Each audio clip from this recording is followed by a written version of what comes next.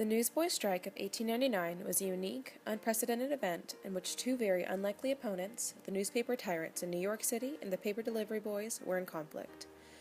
During this time was the height of yellow journalism and sensationalism in the newspapers, and moguls Joseph Pulitzer and William Randolph Hearst towered over the newspaper industry. Papers were sold in the streets by newsboys, or newsies, in an effort to support themselves in the harsh urban environment. Most of the newsies were between the ages of 6 and 20. Many child labor protections had not yet been established, so the newsboys of New York often faced difficult hours and situations throughout their workday. Most of them were homeless, orphans, or lived in poverty. The strike took place in the summer of 1899 in New York City. Pulitzer and Hearst's feud against one another and their involvement in the fanning of the flames of the Spanish-American War had driven down revenues for both the World and the Journal.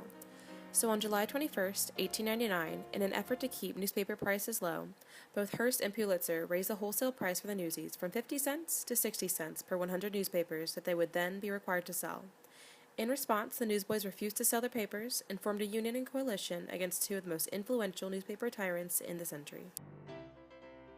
It was truly an against all odds movement on behalf of the newsboys. They would track down and destroy copies of the World and the Journal. They would find the boycotted newspaper delivery wagons and proceed to pelt them with rocks. They would also fight any of the boys that were not striking and attempting to still sell papers, calling them scabs. The newsies held rallies at locations such as the Brooklyn Bridge, New Irving Hall, and local theaters. They then distributed circulars with the non-boycotted papers in order to inform the public on their behalf. Their main strategy proved to be to block the distribution of the newspapers, in turn driving down sales and forcing Pulitzer and Hearst to comply. While the World and the Journal did not immediately take the strike seriously, smaller papers at the time, such as the New York Sun and the New York Tribune, were among those to cover the strike. The newsboys' sheer numbers helped to make a seemingly impossible fight more realistic. What began as about 300 young newsboys turned into roughly 5,000 as the strike gained traction against Hearst and Pulitzer. The strike lasted about 2 weeks in total.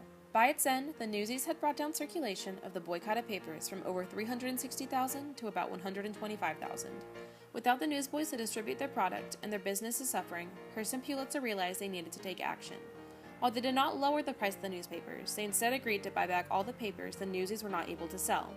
Both parties profited, and the Newsboy Union of New York City was soon dismantled. This unique victory would serve as an inspiration for a 1992 film and later a 2012 Broadway musical. Even after the strike was settled, the events of the 1899 Newsboys' Strike indicate a hallmark in the child labor reform movement and would serve as incentive for other labor reform strikes in the following years.